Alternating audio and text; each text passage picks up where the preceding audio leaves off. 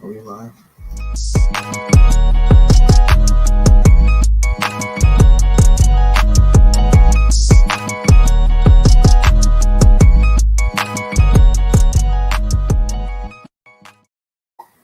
Well, Josh, we are live now, and I will tell you that. What is going on, everybody? Welcome back to another edition of Generational Sports. Football season's back. We're back. Josh, how we doing on this first Monday Night Football of the year? I'm loving it, man. It was a great Sunday. Not only did the parlay hit, but the Panthers won. So it was just a great Sunday all around. The parlay hit. The parlay hit. Well, the parlay kind of hit. It went 4 for 5, and I cashed out before the Green Bay game. So it did hit. I was smart. I cashed out right. That was very smart because we will get into that. But what a weird time in the NFL. Have you ever watched Money Heist? I have not. It's a TV show on Netflix, man. You gotta watch that. It's good. All right. You know what? Maybe I'll check it out. As Josh is getting clapped by his dog. I swear. Pause. But yeah, let's get right into it, Josh. We got a lot of football to get into. But hey, before we do that, listen, I was alerted via text message the other night that Josh has to get a basketball point out of the way. So This is your time, Josh, because then we're going football, baby. Yeah, just really quick, just because I haven't really thought too much about Ben Simmons or like where he should go or what team should go after him. But there's a couple teams when I really thought about it that are just kind of wasting their time. Portland is the main one. Dave did say he's coming back this year. He still wants to play in Portland, but him and CJ are not going to work.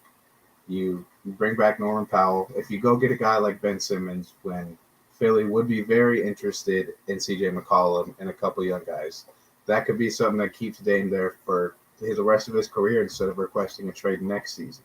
So I'm confused why they don't do that. And then the same with Sacramento. You just drafted a guard. You've been discussing Buddy Hield trade since he got there. Go get a guy like Ben Simmons to pair up with De'Aaron Fox. The Kings have been so close to being good for too many years. It's just annoying. But just two teams I think are dumb for not going after him because his value is as low as it's going to be probably the rest of his career. It ever has been. So just two teams that are just dumb for not going after him. And I've never thought about in-depth the Ben Simmons trade until just recently, and then it kind of just aggravated me that these teams are not going after him. So because I think he's still a very good player. So just a couple teams that I think should go after him, but time for football. You know what, Josh? I think some teams should go after him. I'm not that big of a Ben Simmons guy. I've kind of I've decided I'm not much of a Ben Simmons guy. I know that you're definitely more of a Ben Simmons fan than I am, but still a decent player. Got some value. You know, couldn't shoot if the fate of the world were to Max Kellerman. Ben Simmons is the last one. I think I'd take Shaq over him. If NBA games were played at Planet Fitness, he'd be the best shooter in the world. So that's where he shoots. You see those your dog's got the shoe and all that. Come on, bro. That's the only way he leaves me alone during the show is if I give him a shoe, but it doesn't even work. That's look at this. The kiss is so cute. But you know what? Let's get into it. Week 1 NFL recap. We're back, baby. So we'll start it off with maybe the game of the week in some people's eyes. Definitely a very good one, I'll say that. And that would be the Chiefs and the Browns. It ended up being a back-and-forth game for a while. It didn't look like it was going to be that way. Cleveland jumped out to that early lead. They kind of kept Mahomes on the side. The run game was absolutely unbelievable, and then the Browns kind of do what we've seen the past few years, and they lost the game. Ended up choking it away, which made me very sad because nothing makes me happier in life than watching the Chiefs lose. They're on my list of teams I hate. But that's here nor there. Josh, what did you think of the game and everything that went into it? Yeah, I didn't watch most of the game because I saw the Browns took a big lead and I thought it was going to be a blowout. But then when the Chiefs started coming back, I started watching it, and they came back the exact way you expect them to. Travis Kelce and Tyreek Hill, mostly Travis Kelce. and it worked very well for them. Just a couple big mistakes from the Browns kind of late in the game. That fumble from Nick Chubb kind of hurt them, and then the muffed punt kind of set them back even more because that's when the Chiefs were able to take a lead. So just they put Baker Mayfield in positions I didn't think he should have to be in. Third and longs, trying to make him throw those deep passes with pressure in his face is not where he thrives. Everybody knows that. So, but it's the Chiefs, so you're going to have to make those throws against them. We saw it in the playoffs last year, and we saw it again Sunday. It was a good game from what I saw. I wish I could have watched the first half of it, but I didn't tune in until late. But it was a good game. It's just, the classic Chiefs, the comeback. Mahomes does what he does. You don't expect anything less. And I'm glad it was a good game because, there were some good games this year, but not this year, yesterday. But it was like some of the teams you didn't want to watch were the good games. Yeah. Those are where the games came from. So I'm glad the Chiefs-Browns game was at least entertaining. Yeah, I watched probably more of it than you did by the sounds of it. The Patriot game was on at the same time, so of course that was where the bulk of my attention went. But they showed, I don't know how it works for you over there, but they showed the Chief-Brown game on TV here. So I don't know. I think we had Green Bay and New Orleans. I don't remember. Yeah, we didn't. I didn't have that one on TV, which was weird because that was Fox's. Oh wait, no, that's why, because the Giants played yesterday on Fox, so couldn't get the Fox game of the week. Had to watch the Giants, which I didn't do anyway. But it's the little mistakes, the things that Cleveland has to clean up, and they're so close, like they really are. And I wouldn't. It's weird to say still. I know we always go over this. Yeah, the Browns are good now, blah, blah, blah. But they're very close to a Super Bowl team. Like, if you told me this year that they went to the Super Bowl, I would really not be surprised. Like, there's teams that you would obviously be shocked at if they made the Super Bowl. Hell, maybe even the playoffs. But the Browns are not one of those teams anymore. And they have the correct formula of how to win games. It's just the little fine details of executing them. It's like, oh yeah, Mr. Miyagi trying to get that bug out of there, Josh, huh? Well, you're gonna see it. It's gonna happen. Oh, I'll give you $1 if you can catch it with 2 fingers, just like this. Think. Okay, but it's those little things that they have to clean up, and that's a very good sign in my eyes. And maybe it's a little optimistic, but you can clean up the little things. You know what I mean? You can't clean up, having a terrible quarterback. You can't clean up having a terrible offensive line or having a bad defense. But a costly turnover with like that fumble Chubb had, you can fix that. Mm-hmm. You can fix the muff punt. And then, at the end of the game, Baker obviously has that terrible interception. And I feel like it looked a lot worse than it actually was. Like as Dustin says here in the comments, Josh, I can't do any of the comment stuff either. So, little mistakes, turning over the football, need to learn how to win close and pivoting games. If not, we aren't winning title. Playing the Chiefs need to not make stupid mistakes. And that's exactly true. But like I said, I think it's the little mistakes, Josh. I don't know if you agree with me, that you can fix. And like I said, that turnover at the end of the game with Baker, at first look, it seemed a lot worse to me. I watched it, and I watched it happen live because I wanted the Browns to win. And I was like, Baker, how are you going to make such a stupid throw like that? And then you watch the replay, and you notice that he gets hit as he's throwing the ball. He was obviously trying to throw that ball away, but he gets hit, towards the leg, so he's going down, and he throws an interception. So that's kind of just, a bad circumstance almost that he gets hit right as he's about to throw. But there's a lot of positives to take away from that game. And, the NFL isn't one of moral victories. As I got into that argument with Perry about the Bucs game on Thursday. But you're happy about that one. You're not too upset.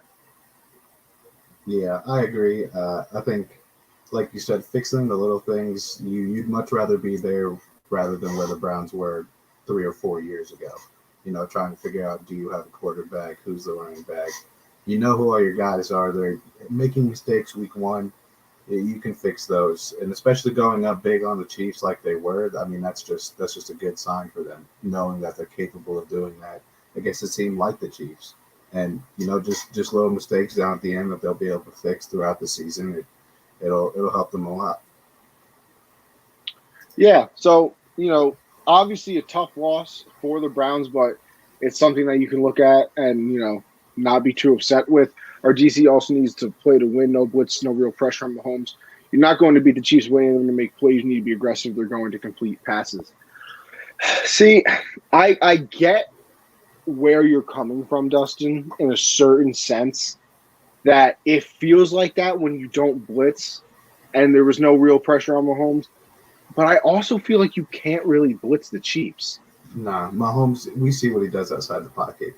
You're asking him to make some crazy throw that's going to put you on the highlight reel. I get wanting to pressure him, but having Clowney and all those guys that like Garrett and all them, having them pressure him could have led to something, maybe a turnover, maybe a bad throw, but giving an opportunity to take away a defender guarding a Tyreek Hill, guarding a Travis Kelce, that's a risky move. So I get what he's saying. I don't think you apply pressure that late in the game when it's tight like that. Yeah, that's the thing. I feel like if this is any other team, I would agree with you, Dustin. That's like why wouldn't you be blitzing? Why wouldn't you put pressure, try to make him, move out of the pocket and make plays? The problem is he can move out of the pocket and he can make plays. And, like you said, they're dropping 30 either way. And yeah, that's true. But I feel like you blitz, they're dropping 40 then. Yeah. Because when you blitz, you have to leave people one-on-one. And what are you going to do? Leave one-on-one with Hill? He's going to run past literally everybody in the league. You're going to leave one-on-one with Kelce? All right. Easy, crossing route over the middle because he's probably outrunning your linebacker. Too big for your corner. So it's just a tough situation. Obviously, like I said, no moral victories, but not a bad loss. And I feel like some people thought that this game was going to be a lot worse than it actually was. I saw a few people thinking, the Chiefs were going to blow them out, blah, blah, blah. So not a bad loss, I should say. But Chiefs are 1-0. I think Patrick Mahomes is now 11-0 in September. He has 35 touchdowns, no interceptions. So it's still never played a game while being down. Like he's always had the lead at some point in the game, which is just a crazy stat. Disgusting. In his entire college career, high school, NFL, never. What a time! Imagine being drafted by the Chiefs. Easy. You walk into the league. You walk into the league with Kelce and Tyreek Hill and Andy Reid, one of the greatest coaches of all time. And Alex Smith teaching you the ways. That's just not too bad of a life there, Mr. Mahomes boy. Now, Josh, my Patriots are first on the schedule, but I'll let you decide. You want to go with my Patriots? You want to go with the Panthers, or we can go with this Bengal game and then leave our boys for last. We'll do that. Leave our boys for last? Yeah. All right. So next up, Bangles Vikings. Now, when you look at the schedule for Week 1, this might not been one of the ones, as I forgot English, that was on your radar. But I don't know why. Listen, your boy, finally, college has done something valuable for me. They have a deal with DirecTV, so I was allowed to buy the Sunday ticket for only like $100. So I had the game on. I had the 4 games on one screen. Broke out the iPad. My brother came over. He had something. So your boys were watching all the games. So when I had the options for the 4 games, I picked the Bengals and the Vikings as one of them. I wanted to see how Mr. Joey B was going to bounce back. I got some fantasy people involved in those games, and I watched a lot of it. Like I said, Patriots played at 4:00, so I was pretty free during the 1:00 hour. I was watching whatever I wanted. Let me tell you something: the Bengals are not making the playoffs because the AFC is pretty solid, but that's not a bad team. No, they're not a bad team. And Burrow is a real player, man. We saw it a little bit last year, and in this first game, the man played very well. He really did. And obviously, Jamar Chase decided that he figured out how to catch again. It was kind of funny. I don't know if you saw LSU tweeted out like can confirm Jamar Chase catches footballs or something like that. When Joe Burrow first sat down for the postgame interview, he's like, thought he couldn't catch. It's so funny because he's just leaving. We love the pettiness. We absolutely love the pettiness. But they looked good. Like they really did. And the Vikings aren't a bad team. Obviously, we know that, they're not great or anything like that. They're not a Super Bowl level team, but they are not a bad team whatsoever. And, the Bengals drive down the field. They get the field goal in overtime after a very bad fumble by Dalvin Cook, which looking at it, I still don't know if I agree with the call. Like, I think it was a fumble, but I don't know. I don't know how I felt about it. I was a little iffy on it. Yeah, I thought it was a fumble. Not at first, I agree with you, but after, I feel like that's how all turnovers sometimes look, is you have to get that slowed down view to really know if it was or not, but I thought it was. This was the early game on that was in our area, so this was when I was watching. Yeah, that Bengals defense is a lot of fun to watch. They got weapons on the outside. Joe Mixon looked like he was back. Bengals offense. Defense isn't fun to watch. No, the defense it's the defense, but they're going to fix that eventually, hopefully. But that O-line looked so much better than it did last year during Joe's first couple games. See, Josh, they're welcome. Our prayer circle worked, clearly. It worked. And now Joe Burrow is going to have a great sophomore season. And I agree. I think the AFC is too deep for them to really make a playoff run this year. But there's a lot of good signs for this team. I mean, Zach Taylor is a really good coach. Having an offense like that, just knowing that it's just about shoring up that offensive line, shoring up that defense, getting a pass rush in there. They're in a good spot. But this game was really fun to watch. I knew it was going to be a good game just because of both offenses. Having Adam Thielen, Justin Jefferson with the Vikings, and Dalvin Cook. Knew it was going to be a good game. I didn't expect the Cincinnati Bengals to score as much as they did. I thought the Vikings defense would have played a little bit better, but they didn't. And in overtime, before overtime, I thought that you make that there's a risky call when they're kicking a field goal to ice them or not. Like right before they snap it, so the kick that's about to happen, it doesn't count. So then he misses that kick, the one that didn't count, and then he makes the next one. Like that's the game for your play. Because if he makes it, he's like, damn, I got to make it again. But if he misses it, he's like, all right, I get a second chance. I got my miss out a little bit off. Yeah, so, I mean, they kind of screwed themselves there.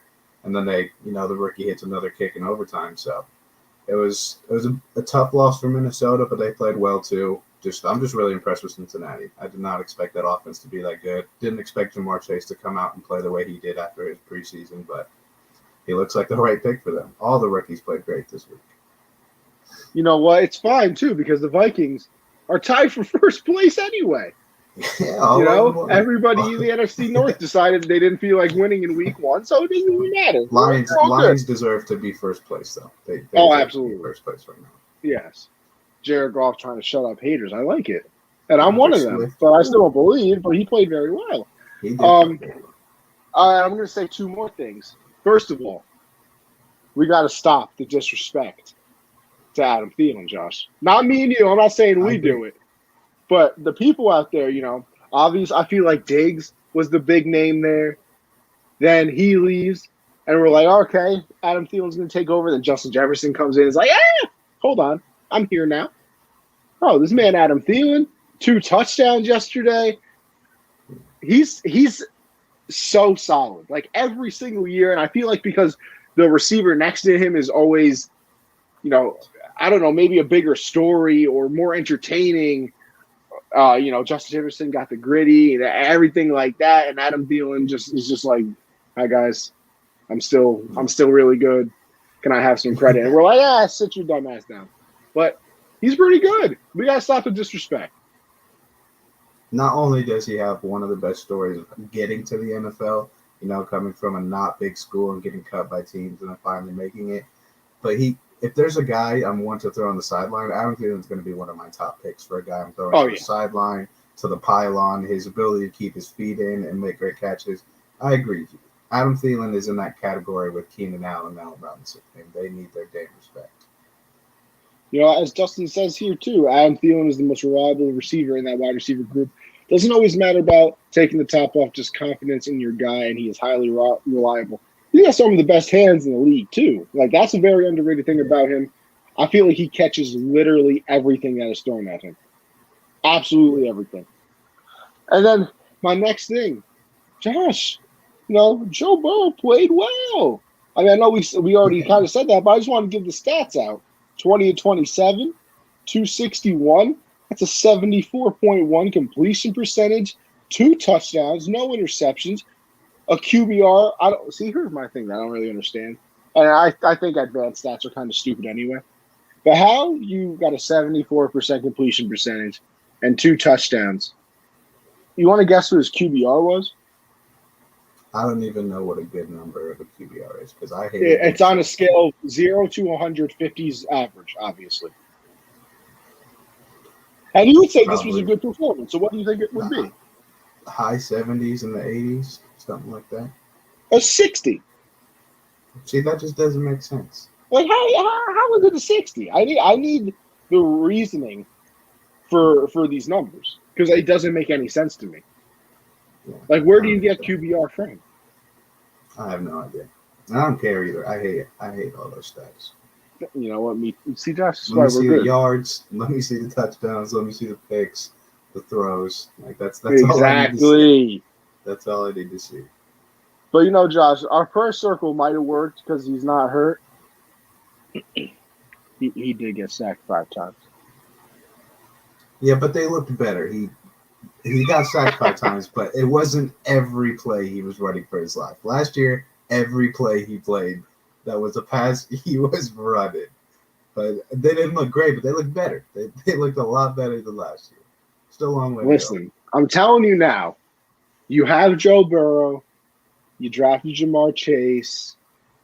Joe was a beast, man. All that preseason talk that he was struggling was nothing but noise. He's a top talent at QB. Add to that defense, the AFC North will be impossible. Listen, I said this last week, and I think you did too.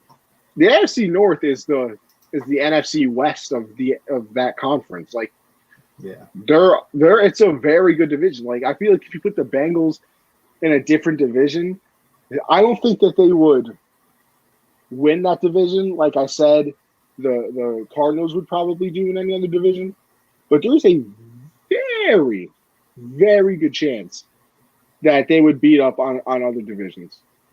Because, like, you play the Ravens and the Browns twice. I feel like that's 4 losses. And it's not even because they're that bad. It's just because the other 2 teams are very good. And obviously the Steelers came out, played very well yesterday, beat the Bills. So now you're looking at potential of 6 losses. And that's not even because they're bad. Yeah.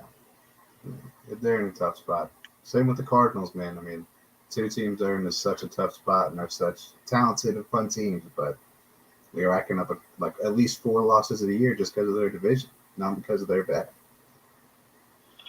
It's a crazy, crazy thing. All right, Josh. Panthers or Pats? What do we got?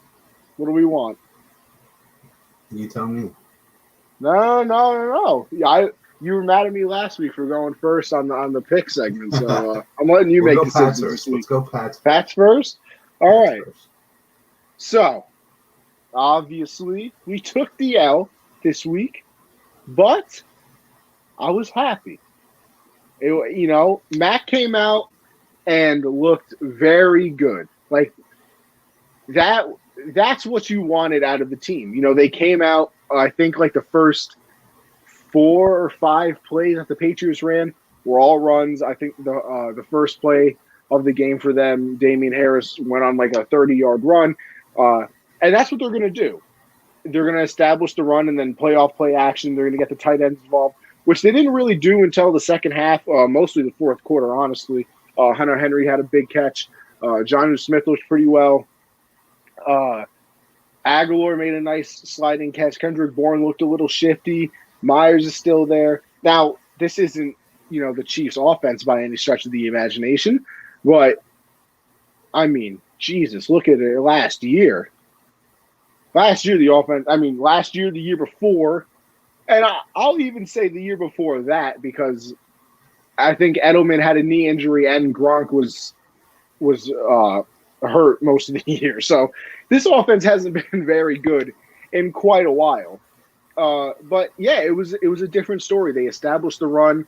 The defense looked pretty solid. They got gashed a little bit on some of the runs. Some of the tackling looked pretty bad sometimes, but it's and I talked to CJ, obviously my co-host over on the Hard Count and fellow Patriots fan.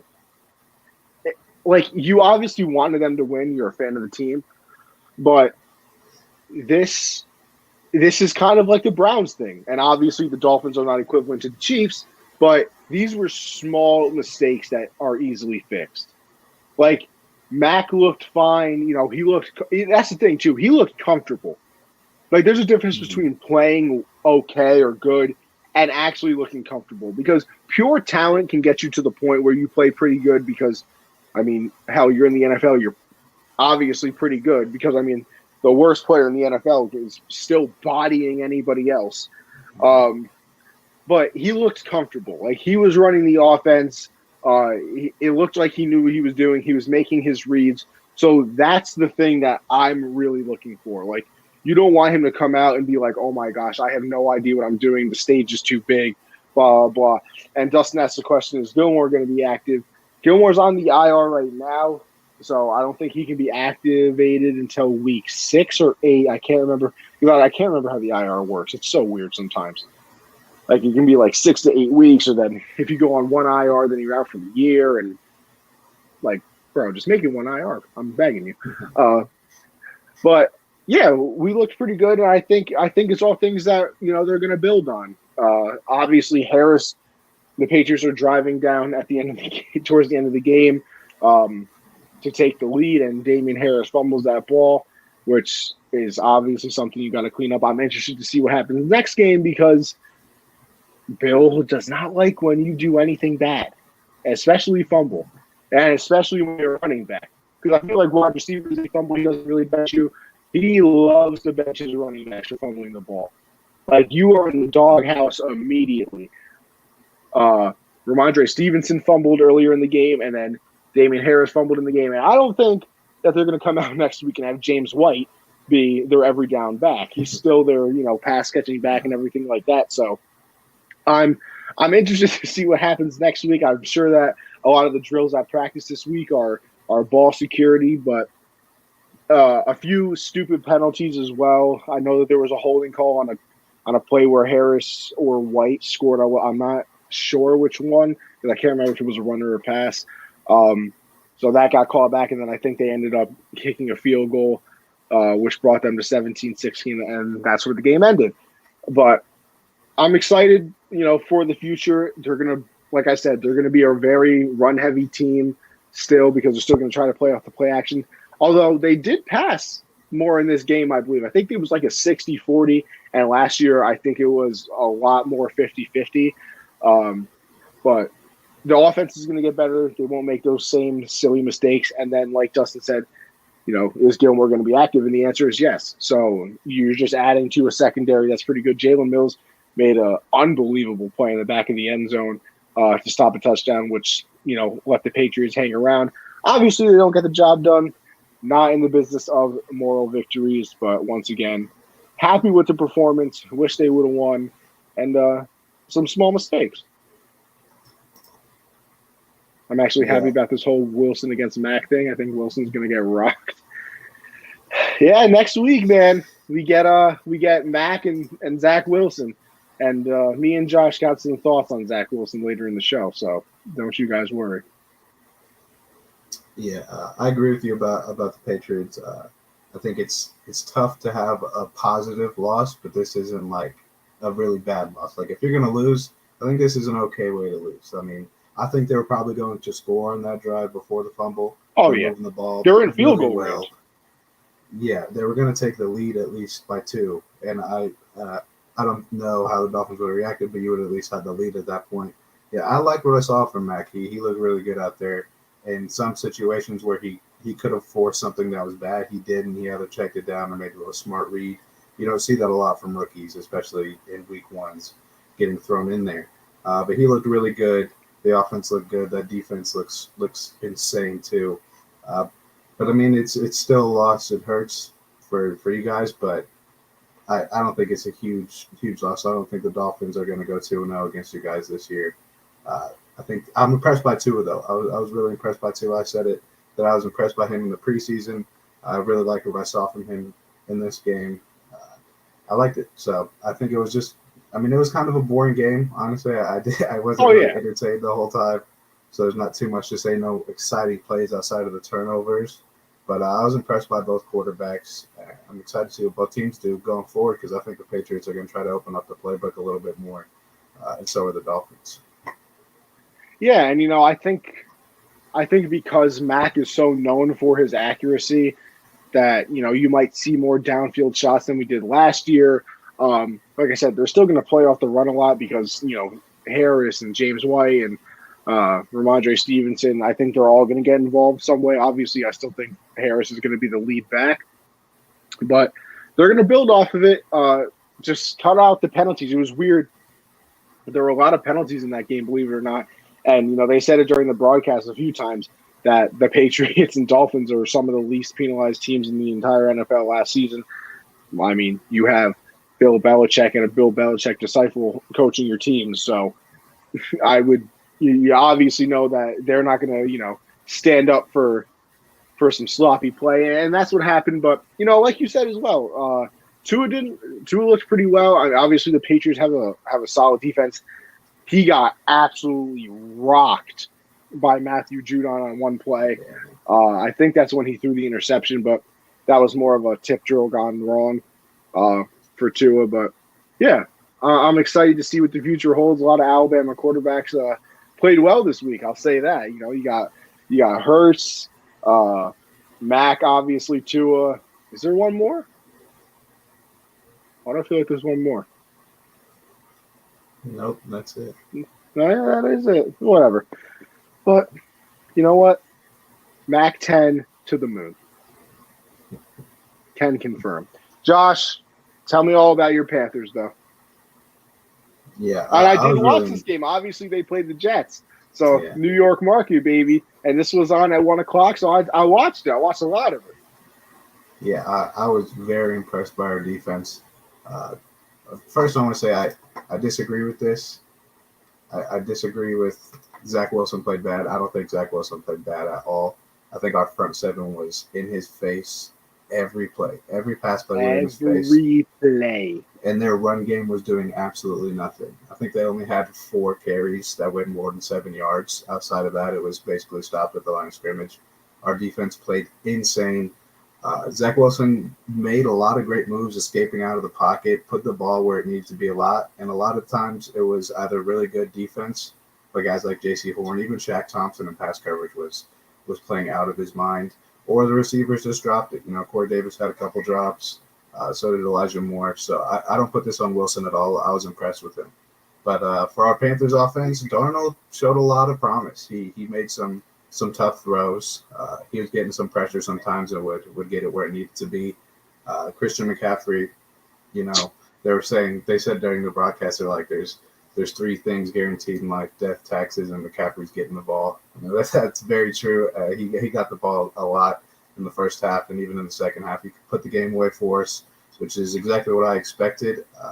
Receivers looked really good. DJ made a catch down the sideline. That was huge for us. That put us in scoring position. Where he dragged his feet, and it was an insane catch. Robbie Anderson, I said it last year, weeks 1 through 5, Robbie Anderson's top 10 receiver, man. He does it in weeks 1 through 5. He puts up the numbers. But yeah, Darnold looked really good. But the one guy that pissed me off the whole game was Matt Rule. I was so pissed at him. I mean, why are you going for it twice on 4th and goal? But then when it's 4th and 6 on the 33, you decide to punt it. On the 33, you want to punt it, but not on 4th and goal when we could have got a couple more points. He's the reason the game was so close. Our defense did the job. Offense got us in position. He got greedy a couple times. Shouldn't have been a 5-point game with them having a chance to win it. But we put it away. I was impressed with the team. I liked what I saw. Zach Wilson, we'll get into him a little bit later, but I was impressed with him, what he was able to do. Getting out of the pocket. He had one play where he spun out of a Derek Brown sack, juked Brian Burns out of his shoes, and then made a throw deep down the field that was insane. So I was very impressed with what he did. I think the Jets have their quarterback of the future, and so do we. I think we do too. Yeah, obviously you're more watching for the Panthers. I was watching because it was on. So I focused on the Jets a little bit just because I want to see, what was going on with them. First of all, their offensive line is just god awful. And I mean, and Mekhi Becton sprained his MCL. I know. Mekhi Becton's out for about, I think, 6 to 8 weeks or something like that. Yeah. So Zach Wilson is in even more trouble. But, Josh, one thing I stuck in the ground and I was willing to die on was that Corey Davis was going to win you your fantasy league. Now, let me tell you something. What did he have, 7 catches or something like that, 83 yards and 2 touchdowns? I tried telling you people. I tried getting him in as many leagues as I possibly could. People finally caught on. That second touchdown, that was J.C. Horn versus Zach Wilson. Like that was what I wanted to see. And Zach Wilson put it right where it needs to be. Excellent coverage by J.C. Horn, too. He was just a couple inches away from knocking that ball down. But yeah, and like you said, I kind of agree with you more that Zach Wilson played fine. Like this was Mahomes in the Super Bowl. Like Zach Wilson was running for his life on every single play. And I know a play like the one you're talking about. I don't remember the exact one you said, but I know that he got away from a sack, made a juke, but then eventually got sacked. And it's the little things like that I feel like you learn as a rookie in the NFL anyway. Listen, after you get away from the second one, just throw the ball away. Like at that point, you have to throw the ball away instead of taking a sack, because then obviously you're putting your team in a bad situation where you are on the field. But it was impressive. And don't get me wrong, the Panthers aren't some crazy, offensive juggernaut team, but to still hold, what was the score, like 19 something? It was 19-14, and all their points came in the second half. First half, we had 8. So I mean, and even that holding the Panthers to 19 points, that's a good job by the defense. Matt Rule held us to 19 points. Matt Rule did. Hey, listen, the Jets had to still play. Darnold did a lot of that, and what I'm saying, he got shit on, and then the same things happened, and then they're going to praise things for Wilson. I disagree. I disagree. I think Darnold had happy feet and tried to force a lot of things in New York. Zach Wilson didn't really force anything this game. The throws he made were smart, but kind of that one interception was bad. That interception was pretty bad. He just needed to throw it. He just needed to throw it in a little quicker. That was pretty much it. That was the right throw. It was just he was a little slow on it. It was a little bit late, and Shaq Thompson was able to tip it. And that's Shaq Thompson's first pick since his rookie year. So he's not a guy that does it. So I agree that was a bad throw, but outside of that throw, I mean, I can't think of too many throws he made where it was like, what are you doing? Like, I sacks, yes, he took some sacks that he shouldn't have. Yeah. But throws, he was smart with a lot of his throws. And listen, he's a rookie. These things take time. Yeah. So to think anybody was going to come out week one and just light it up is kind of our society's problem. More of our generation, Josh, because I feel like we want everything to be done so fast, and I say it all the time. It's not a microwave sport. Things happen over time. It's not, you draft somebody first overall like the Jags did, and then the Jets drafted Zach Wilson second, and then all of a sudden you're in the Super Bowl the next year. It's like, damn, we drafted a quarterback. Now we got to wait another 3 years for this to actually see if it worked. And Zach Wilson looked pretty well. I had school today, and then I had to add some stuff for my boy, so I didn't get a chance to hear the New York reception of him. But I would assume it was pretty well. I would assume that it was pretty good. I think I was more impressed with the Jets this week, keyword this week, than I was with the Giants. And, being in New York, I felt like a lot of people had way higher expectations of the Giants. Not anything crazy, but we thought, the Jets were going to be just a laughing stock, and then the Giants should be competitive. And I thought the Giants would win that game against the Broncos. They obviously did not, but pretty good game. out of Zach Wilson, in my opinion. Like, I don't think it was too bad. Like I said, some of the sacks, probably you got to get rid of the ball.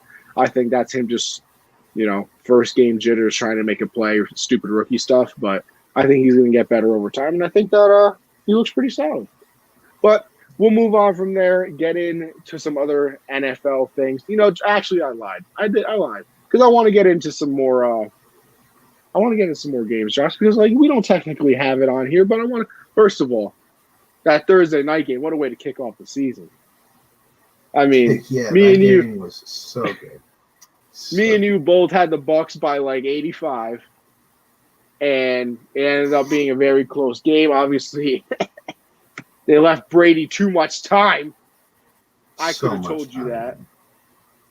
That picture of him on the sideline, he knew it. He looked at him. He's like, the disrespect.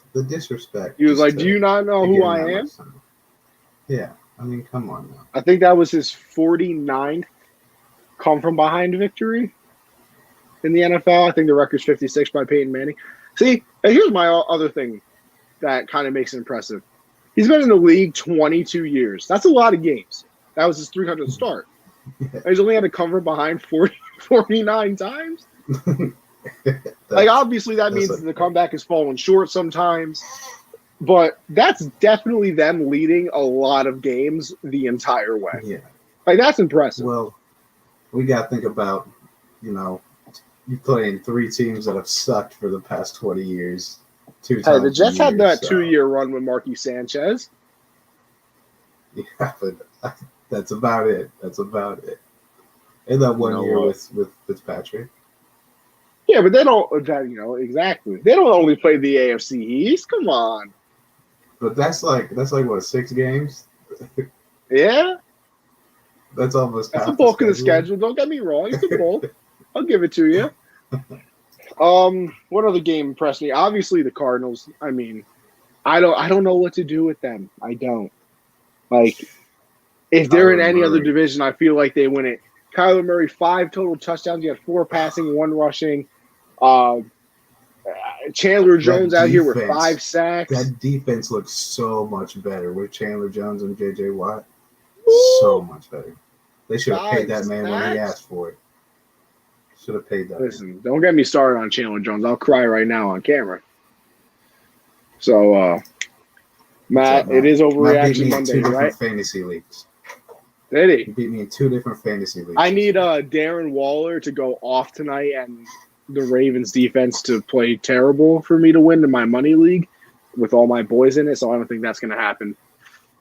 You know what, Josh? I'm rooting for this game the most, I think, though, because I'm playing Michael, and I traded him Travis Kelce, and he went off. He did. But he drafted, and I mean, obviously, I don't wish injuries upon anybody, of course, but Fitzpatrick got hurt. So he didn't have his second quarterback very handy. I'm up 153.4 to 139.5, and he's got Josh Jacobs left. So I'm hoping that I can sneak out a dub here. I'm hoping I can, because I had some bad performances on the squad. Zeke only had 5 points.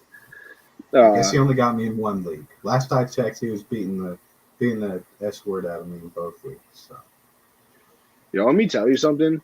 I might never lose in this league that I have in my boys. What happened? I thought Michael was here for a second. I got scared to cuss. I was like, I can't say it. I might never lose in this league. In the one with my boys in it. Is that the one you Josh? Me to? Yes, I might never lose. Yeah, probably not. Because I gave you Kyle Pitts too. Josh Allen, Dalvin, Tyreek Hill got.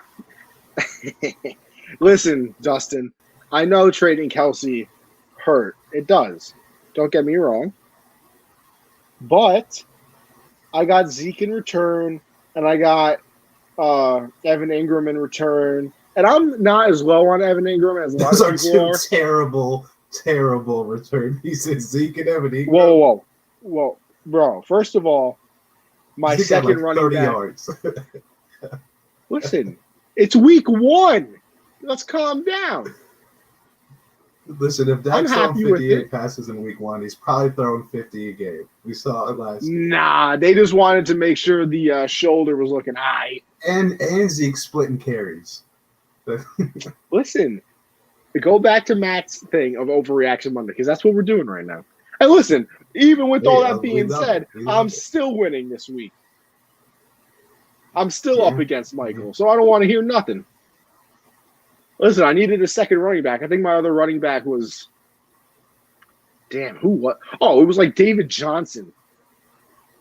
Yeah, the trade I made with you, I did it mainly for a running back as well, and then Gus Edwards tore his ACL. But I got CD Lamb in that trade too, and he R.I.P. Oh, yeah, I did give you CD. Forgot about that. And a second. Yeah, I'll survive. Dustin gets it.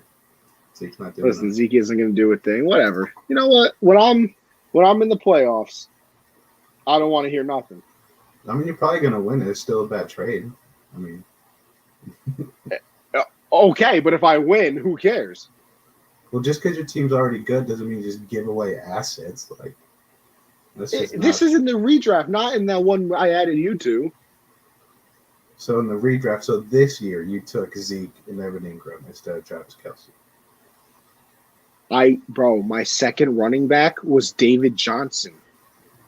I think you survive or you wait till injuries and go to the waiver wire.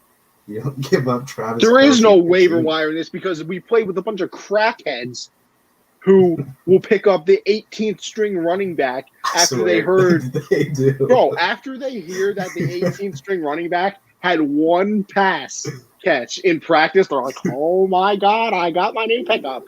I'm like, bro, Jesus. You go to the waiver wire after one game and nobody's there. Literally not a soul. No. It's impossible. Especially in the dynasty leagues, bro. You should see. Yeah. All right, let me go to like the competitive dynasty league, the one that I joined last year that I got absolute. Oh my gosh, I won. Who did I have? Wow, this is the shock of the year. This team is terrible, and Mark's team is actually good. And I'm gonna beat him. It looks like I have a 95% chance to beat him. Well, let me tell you who's available on the waiver wire in this league. Ready? The best player available is Jimmy Graham. He's probably getting picked up. He had a catch yesterday. And then after that, I don't even know who this is. Chester Rogers. I've heard of him. Like, just go to the waiver wire. It's not even possible. But you said that's the competitive league, not the redraft. Yeah. Oh, I'm not that low on Evan Ingram like everybody else is. I had Evan Ingram last year in my fantasy league. I'm not either, but I'm not giving up Travis Kelce just so I can pick up a running back and Evan Ingram and Zeke. I'm not mad about it. I'm just listen. We'll see how it goes throughout the year. All right. We'll see how it goes. What else did I want to say? You said Kelce's like a wide receiver one. I mean, I guess. I'm just saying. Russ is on the MVP train once again to start the year. We'll see how long it lasts. I'm hoping my man finally gets a vote. You have to start the campaign now. I think we started a little bit late last year. It has to start now. He has to win it this year. All right. Russell Wilson for MVP. That is our chant for the year. And what else happened that I was impressed with? I don't know. We'll figure it out at a different time. You had any other games that we didn't really touch upon that you liked, though? The Eagles. We could talk about the Eagles. Oh, yeah. Man, Jalen Hurts. Yeah. Devonta Smith out here looking good. Yeah. Miles Sanders looked good, too. Boston Scott, they actually gave it to Miles Sanders, and it worked. The NFC least might not be so, awful. Maybe it's actually watchable this year. Yeah. Because we all thought that the Eagles were going to be bottom feeders. Don't get me wrong, it is the Falcons, though. Yeah. And the Falcons' defense is literally... Matt Ryan and Calvin Ridley are just sitting there. Yeah. Calvin Ridley's going to be real good. He's going to be just A-okay by himself. But we'll get into some other NFL news around. And I touched upon it a little bit, but the Bills took an L. A pretty ugly L, too. That game was not the prettiest to watch, but they lose to the Steelers. I think we both picked the Bills to win in that game. And the question that you have upon my screen is, are they still going to win the AFC East? Now, it's still the favorite. Or did I put win? Favorite? Okay, favorite. My bad. Listen. As much as I would love to say that they're not going to win the AFC East, they're still a lock. Like, I'm still saying lock and key. Give the Bills the division. I think the Patriots and the Dolphins will make it competitive, but I mean, I also don't want people to overreact to this game. Like, I know we picked the Bills to win. I think they were like a 8-point favorite or something like that, maybe a 6-point favorite. But that Steelers defense is disgusting. Like, they are a very, very good defense. And as much as I love Josh Allen, I mean, a little blame goes on him, but they have zero, zilch, nada, any other word you want, run game. They don't even know what running the football looks like. Never even heard of it. It's like if you were sitting here talking Mandarin to me. Couldn't understand a single thing you said. The Steelers defense was unbelievable. Have them in fantasy, so I appreciated that special teams touchdown. But listen, if everybody and their mother and their grandmother and your cousins know that you're throwing the football every play, it's kind of a little bit easier in life to play defense that way, because the Bills are never going to run the ball. If they run, Josh, you know what? I'll say this right now. Bills aren't rushing. Actually, let me rephrase this, because Josh Allen runs the ball a lot. If you take Josh Allen's running stats out of any game this season, any game, the Bills will not rush for over 120 yards. Ever. And it's their fault, too. It's literally their fault. They're depending on Devin Singletary. When Zach Moss was a good draft pick, I like that, but he's out. And healthy scratch. They didn't even try to go get Latavius Murray when he was cut. I think Latavius Murray in that backfield would do a lot of work. But now you're just I would give Devontae Freeman, Todd Gurley a call. Yeah, like anybody. Exactly. Jesus. I mean, it's sad to see that Josh Allen is their biggest running threat, and he's not supposed to be. He's not a Lamar Jackson. He's not a Kyler Murray. Even though he can be, we've seen him do it, but he shouldn't have to do all that, especially when they're usually not designed runs, when it's him scrambling and he's getting yards. But I think they're still the favorites. I think it might be a little bit closer now, especially with the Dolphins getting the win. I think they showed a lot of promise. I think the Patriots. Bills Dolphins next week. Yeah, see, I think that could be a very good game. My favorite thing about this game and the Bills losing and Josh Allen not putting up those crazy numbers is I hope his player props drop, because that'll be very easy money, because I think he has a bounce back week. And player props in week 1 are always so disrespectful. What do you think Keenan Allen's catches were? Probably like 5. Yeah, 5.5. It was the easiest money I've ever made in my life. It was the easiest money I've ever made. What, didn't he have like 13 targets? Yeah, 8 catches. I was like, that's like guaranteed. You know it's going to happen. So I love Keenan Allen is so disrespectful. Josh, I think we start the Keenan Allen appreciation and Russell Wilson for MVP train this year. We have, I think, all right, let me word this very properly, because there's some sick people out there. We're going to, as the year goes on, build what we're going off of. You know what I mean? Like, Russell Wilson for MVP is the locomotive. That is the head. Then, we got Keenan Allen appreciation. That's the next car in the train. And then we'll go on from there throughout the year. How do we feel about this? I like it. Because there's some people out there getting disrespected. Yeah, and they deserve their respect, and we're going to get it for them. Exactly. So you know what? When everybody starts getting respect, you can come back to Generation of Sports and say, you know what? These are the guys that started it. They get it. All right, we'll move on. What'd you say? So they're going to be like, these guys, they get it. They get it. Exactly. Exactly. You're not wrong. And then we had some interesting quarterback stories.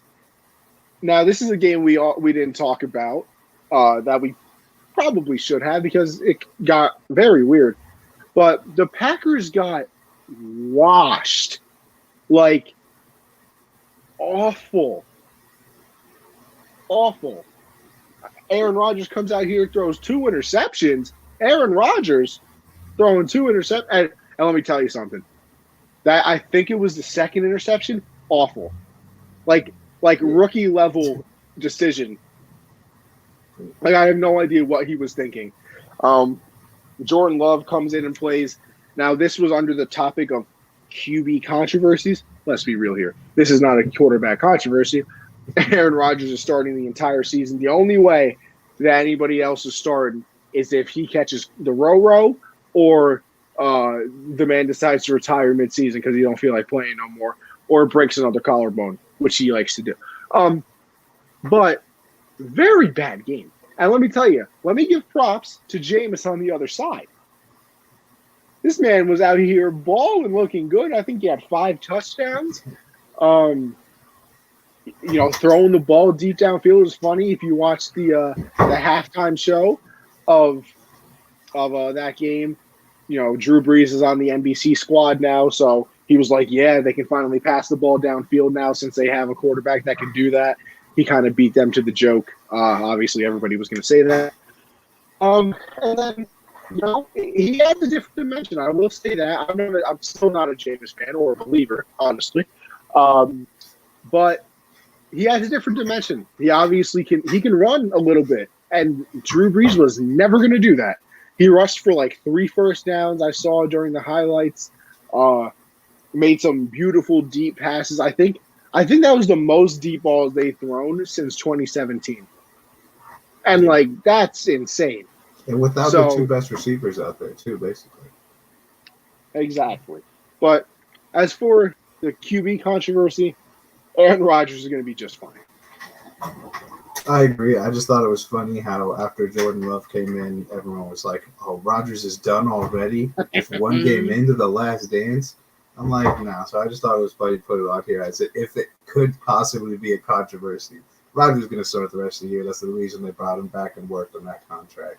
So they're going to bring him back. If they don't, just cut him. Like, if you're not going to play him, cut him, decide please. to go with Love, just cut him. Let him go to Washington and get them a divisional championship. But for the other 2, I'll just go ahead and do it so we can get to our picks.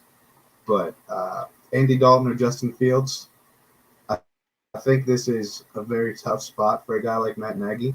But I think you roll with Andy Dalton the rest of the year. I think you just do it because outside of their divisional games, this is the rest of their schedule. Cincinnati, Cleveland, Raiders, Bucks, Niners, Steelers, Ravens, Cardinals, Seahawks, Giants. Christ. I might pick them maybe in 2 of those games. Maybe Giants, Raiders.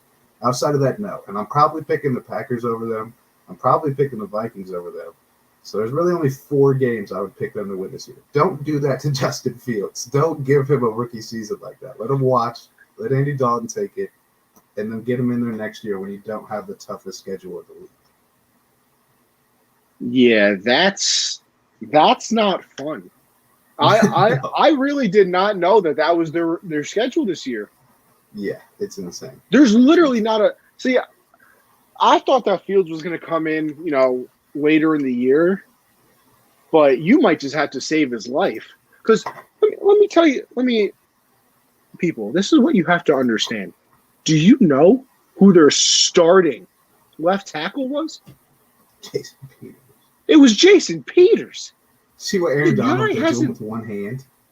Oh, absolutely. Just threw him. Just threw him. Bro, Jason Peters hasn't been good for like 4 years. Because the Eagles. The man was out fishing on a boat when he got the call to come back. Let him go home. Just someone let Jason Peters retire in peace. And what happens? And what happens? He gets hurt, like he always does the last few years. And then what happens next? Their backup left tackle gets hurt. They were on their third string left tackle. You're going to get Justin Fields killed. Yeah, just don't do And don't it. get me wrong, Just he's don't mobile do and all that. What are you going to do? Listen, if you want to sign a track player, sign somebody from the U.S. Olympic track team to be your quarterback then. Because that's what's going to happen if you put him in. And then he's at least do the Andy same Dalton, thing. you don't really care about him. He ain't your franchise quarterback. He gets hurt. Or listen, I'm not wishing injury upon anybody, but he gets banged up. It's poor Andy. Fields gets hurt. You're down on your knees praying to every Lord above that he's okay. Listen, and they're paying Nick Foles a shit ton of money, so put him in if Andy Dalton goes down. Put Nick Foles. Yeah, like, I wouldn't put Fields near because he's going to any develop of those bad habits the same way Mitch did. Like he's going to develop bad habits, and then he's going to have to get over those instead of just not developing them. You learn from Mitch. You played him way too early, and he sucked. Learn from your mistakes, Matt Nagy. Just take the L's this year. Because even if Fields were to have the best rookie season in NFL history, you're probably only winning 4 to 5 games. Like, it's not going to work. Just let him sit. Nah, I honestly that schedule you just read off to me is honestly startling. Like I knew that they had a tough schedule this year, but that's ridiculous. I don't know how. They play the whole NFC North, Arizona and Seattle, the Bucks. Like that's insane. Like there's not a lot of wins there at all. No, not at all. And then the next one. Yeah, we got Jimmy G or Trey Lance. Listen, I think it's pretty simple. Go to Trey Lance. It's time. That run game is not the same. The run game is not the same. They're going to need to get into games where they have to throw the ball a lot. And we all know Jimmy is not the guy for that. But Trey Lance could possibly be it. So give him a shot out there. Give him one game, maybe one half. But I do think it's time to already start transitioning because Jimmy, he gets the job done when that defense is dominating and the run game is killing it. He's very good in those situations. But it's not the same team from the Super Bowl. It's not. That offense isn't the same. They need to give Trey Lance a shot. All right, here's my thing, and I don't often agree with Colin Cowherd, but I did in this way. I feel like in the Bears division, you're not going to win, so even if they did want to play Fields, which they shouldn't do, you're not going to be a playoff team, so it's like, whatever, we'll throw them out there. The 49ers have a chance to be very, very good, so you can't – I don't know. I feel like you can't. Did you see how close the Lions got to sending that to overtime? I understand. Apart. And Raheem Mostert's out now. Sermon's not playing. That's the word I'm looking for. You can't experiment, bro. But you can't experiment in this division. You can't. But that's the thing. If Jimmy made some awful decisions in that game, then he fumbled that stupid snap. Like he just fumbled it. He just dropped the ball. I think Jimmy is good when the rest of the team is playing at an A+ level. I think he's your quarterback then. I don't think they're at that A+ level anymore. I don't think they're that team anymore. So I think they need a quarterback. I don't think you can play Trey Lance until they start losing. I don't think it's an experiment though. I think he's going to, even if it is an experiment, when you do go up big against a team, like when you were up big against the Lions this game, you had them 38-10. You maybe should have given Trey Lance a shot to see, hey, if we get in a spot where we need to throw the ball and make tough throws, and we know Jimmy's not that guy, maybe we should see if Trey Lance can make those throws. But I get it could be an experiment, but, I mean, you're still going to have to play those other teams twice a year, and they look really good. They all look really good. Matt Stafford. Listen, I understand where you're coming from. I do. They need. I just feel like they need. I feel like you can't bench Jimmy until they lose. This was a loss this week. They lost that game. They deserved to lose. But you know what? You know what? In their hearts, they probably did. But on the scoreboard, they did not. The way the Pats had a good loss. That's a bad win. Like the Bucs, that's a bad win. This is a shitty win. Yeah, this is a bad win. You know what? I wouldn't be mad. I wouldn't be mad, but whatever. All right. Now, we already determined that the Russell Wilson MVP train is what we're all aboard this year. followed by the Keenan Allen appreciation car. But Kyler Murray, Russell Wilson, the MVP race is on. It's on. We got and I'm excited. I'm excited for it. You throwing James in there for early MVP? Nah, because we're shutting that up next week when we get this. We're shutting that up real quick. J.C. Horn's gonna get his first career pick on him. Shaq Thompson's probably gonna. Be a man. Be a man. No, Josh, be a man. Say J.C. Horn's getting his first pick 6. No, I don't want just an interception. I thought Shaq Thompson. Our defense sucks at blocking. That's my excuse. I'm not going to bet on it. Our defense is not good lead blockers because Shaq Thompson should have had a pick 6 and we let some people tackle him. So I'm not going to say that. But yeah, I think this MVP race is going to be between Kyler Murray and Russell Wilson, and I'm excited for it because I think they're going to put up crazy numbers all season. Kyler Murray, that throw he had to Christian Kirk, that moon ball, that was just beautiful. No. I don't care what anybody says. Most beautiful pass of the week. Russell Wilson dropped it right in the breadbasket of Tyler Lockett. Right over the shoulder. Oh, nobody throws a better deep ball in the NFL than Wilson. Nobody. See, I lost my mind after that touchdown. Was that the one before half? Like right before half? I think so. Or was that early? Yeah. I don't know. I can't remember. But it was beautiful. That's all I know. Yeah, Russ had all right, Josh. touchdowns than incompletions in the first half. Yeah, typical. All right, give me your biggest winners of week 1. All right, James Winston, obviously the biggest winner. Redemption game. Also biggest winner, Taysom Hill, because he gets to make $12 million this year for playing about 11 downs a game. So he is a big winner. Eagles fans. Huge winners because they've been in a weird spot recently, but now you have your quarterback. You made the right pick at receiver. And Evan McPherson, who is the Bengals kicker. Now he has a lot of leeway to make a couple of shanks, so he is a big winner this week. Those are my 4 big winners. Let me get the Chargers as a winner because what did they do, Josh? They won a close game. Yeah, they finally did it. That's illegal. That is an illegal thing to do in the state of California for the Chargers. You know what? I'll also give a big fat W to another Bengal, but I'll make it Joe Burrow. You know, has a solid comeback game. I'm going to give another fat W to your boy CMC. I think like the first 5 plays of the game went directly to him, as we expected. Don't get me wrong. But listen, the man is an absolute winner. And you had 4, so I feel like I have to have another one. You know what? Give me Brandon Cooks as a winner. The man is constantly undervalued, not only in the NFL, but in fantasy. And is always putting up numbers. I think he had like 160 yards. The man is an animal. But now, if there's winners, there has to be losers. And Josh, who are yours? Yeah, my first loser, Deshaun Watson, because not only is he not active and not playing, but he's no longer the future of the Houston Texans. You know what, Josh, by the way, Josh, hold on. Bad job by us not giving Tyrod Taylor a W, either one of us. That's a bad job by us. Because he almost got murdered last year. You're right. He should have been on here. I mean, comeback player of the year and MVP watch. Because, I mean, he got stabbed in the lung and now he's here putting up numbers. Casually stabbed. Yeah. Casually. Yeah. Biggest loser, I think one of them is Deshaun Watson because not only is he gone, but they don't need him because they got a guy. He's the second best quarterback in the building. Sorry, Deshaun. Second biggest loser, Zach Wilson. Losing Mekhi Becton. He's going to have a long season.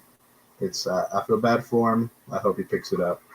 Matt Nagy, biggest loser because regardless of which way he goes with this quarterback situation, if he plays Fields and he sucks, he played him too early. If he keeps Fields on the bench and plays Andy Dalton, he's not giving the kid a chance. He's in a lose-lose situation. He's the biggest loser this week.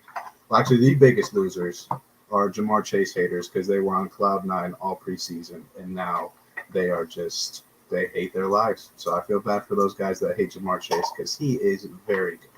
Those are my 4 losers. I'll give a loss to the people that thought Matthew Stafford wasn't really that big of a deal. The man's an animal. I'm sorry. Yeah. He played on the Lions. They aren't good at literally anything. And the Monday Night Football game is kicked off, and Marcus Mariota is currently in the game, and I'm very confuzzled here. Oh, because they're running a read option. Oh, my God, this man is out. Oh, my gosh, 40 to 35. Oh, got down to the 35-yard line. A little slow to get up there. I will give another loss to – oh, man, see, the play got me all mixed up. Now I can't remember who I wanted to give some losses to. You know, actually, I'm going to give a loss to the Giants. You know, I don't have very high expectations of the Broncos and the game. Like, I feel like it ended a little bit. Actually, I don't even know the ending score of that game. But I thought it was like 27 to something. I know the Broncos put up 27. That's what I mean. Yeah, I do know that it was 27. I just don't know what the Giants did. Let's take a gander here. They even, hold on. It had to have only been 10. 27-13. Really, against the Broncos, 13. Bro? You lost me there, Coach. I'm gonna take an L personally on the Jared Goff hate wagon. Man, listen, they didn't win, but he looked good. He looked very, very good. And finally, I'm gonna give the entire Falcon organization an L. Like, you went to the Super Bowl, and it has been a cliff ever since then. Like, they're awful. They're so bad. So bad. So bad. But we feel move bad on for from Pitts there. and Ridley. Facts. Josh, we're gonna bring back the recap. I already know I did bad this week. I definitely had a terrible week. How did the week 1 picks go? You are correct in that assumption, Connie. You had a rough one. You went 7-8. 7-8. Not a good That's start. Not what you like to see for the champ. No. And do you know how many games we disagreed on? No, I don't. 3 of them. Do you want to know my record in those games where I took? I wonder if they're 3-0. 3-0, undefeated, 10-5. Great way to start the season. That Houston pick, I regretted it the second I made it, and Tyrod Taylor's like, "You're welcome, bro. You're welcome." He said, "I got you." No, thank you, Tyrod Taylor, not Connie. No. I made you make that. I made the pick all by myself. That's cap. You never let me go first. Because you never let me go first. Oh, you're going first now. You're going first now. We alternate. No, we're not. You got the whole thing. Whole damn thing. But before we get into that, we have to do – we're bringing it back, guys, this year. It's time for the quarterback prayer circle. All gather around, hold hands, sign of the cross, everything. And this year we have made a determination, Josh. Would you like to say it? Yeah, this season, the quarterback we all need to keep in our minds all season, keep him healthy, keep him safe. Zach Wilson, he deserves, he needs to be in your thoughts and in your prayers. Amen. That offensive line is awful. I was watching that game. The man was running on every single play. It was incredible. Never seen anything like it. So Zach Wilson is the official member of the Generational Sports Prayer Circle this year. Now we will get into our week 2 picks. Josh, I'm not saying a single thing. That's all you. New York Giants versus Washington football team. I'll take the Washington football team. I'm right there with you. Chase Young, 2.5 sacks. Oh yeah, I'll take the over. Bengals versus Chicago Bears. Give me the Bengals. I think they keep this momentum and get another win. I'm going to go with the Bengals too, because the Bears corners are terrible. Jamar Chase over 100 yards confirmed. And the Bears, for some reason, saw David Montgomery go for like 80 and then didn't give him the ball for and then they're like, you know what? Running the ball, overrated. And then they're like, let's give it to Damian Williams instead. He seems like more he has the high hands. Houston Texans versus Cleveland Browns. You know, they did me good last week, but I am not hopping back on that train. No. Cleveland. Yeah. Brownies by 15. LA Rams versus Indianapolis Colts. I originally had Carson Wentz in our new prayer circle, but that offensive line is not completely healthy yet, so I need to see Eric Fisher and Quentin Nelson back to really see how it looks. Well, Quentin Nelson played. Yeah, but I need to see him with his left tackle out there because it's hard for guards. Sure, all right, you're right. Backups. But I'm going to, even if they were completely healthy, I'm taking the Rams. Aaron Donald's going to be in his mouth. Pause. I got to take the Rams as well. Matthew Stafford. Listen, the Colts defense did nothing for me. Like, they're supposed to be one of the better defenses in the league. Yeah, you fooled me last night. Buffalo Bills versus Miami Dolphins. I am going. I'll go with the Dolphins. Give me the Dolphins. Oh, thanks for the comeback train starts now then, because this is where the Josh Allen for MVP. A lot of talk for a guy 3 games behind. A lot of talk for a guy 3 Listen, games behind. Until the season ends, the crown is still here. In New York, baby, 3 where it belongs. Hey, how's second place taste? How's last place taste, Connie? I don't know. You would know best. How does it feel? No, I don't know. Oh, you I'm do. In first place. How could I know? That's fine, because you won't be for much longer making picks like that. 10 Bills all the way. You said the same thing last week. You said the same thing all the way. Listen, you didn't even actually pick the Texans. I made you. Shh. The leader is talking. New England Patriots versus New York Jets. I think Mac Jones gets his first career win. Oh, Mac Jones is getting his first career win. Picked against him. What happened? Against him last week. Yeah, I think he gets his first career win this week because I'm picking them. Because when I picked against them last week, I was right. Yeah, so. I'm sure that you had a lot to do with that. Yeah, Mac Jones is getting his win. Let's hope Zach Wilson is not like his former teammate and sees ghosts. San Francisco 49ers versus Philadelphia Eagles. I think this could be a very exciting game, especially if Philly keeps it going. But I will go with the 49ers. Yeah, listen, Eagles fans, I know it was very fun watching your team win, but it ain't continuing this week. Not against the Niners. Mr. Nick Bosa, big game. The Las Vegas Raiders, who are playing right now, versus the Pittsburgh Steelers. Give me the Steelers. I liked what I saw week 1. Kind of. I liked a little bit of what I saw. I go with the Steelers as well. I mean, they're kind of gross still. I wasn't very thrilled with their run game. Najee Harris didn't really do too much, but the Raiders are just not ready to win, as the play that just happened on Monday Night Football will determine. So, yeah, give me the Steelers. The New Orleans Saints versus my Carolina Panthers. Listen, James is going to have nightmares about Brian Burns and Derek Brown. I cannot wait for this game. Give me the Panthers, baby. Man. Give me the Saints. Give me the Saints. Your mistake this week. So we both made them. Your mistake. I don't know. We'll see. Denver Broncos, Jacksonville Jaguars. I feel like, because in a situation like this, I just take whatever team you don't take, because this game is a literal toss-up. But I'm going Broncos. I think Teddy's going to get the job done. See, I disagree with you that this game is a toss-up, because I have the Broncos all the way. Like, I don't have the Jags at all. Hey, man, listen, Trevor Lawrence played solid. I just don't think they – I think yeah, but their defense, you know what that is? Dog water. Dog water. All right. Minnesota versus Arizona. Definitely taking Arizona. Kyler Murray continues. Probably drops a 40-piece on him. Yeah, Kyler Murray's having at least 4 touchdowns in this game.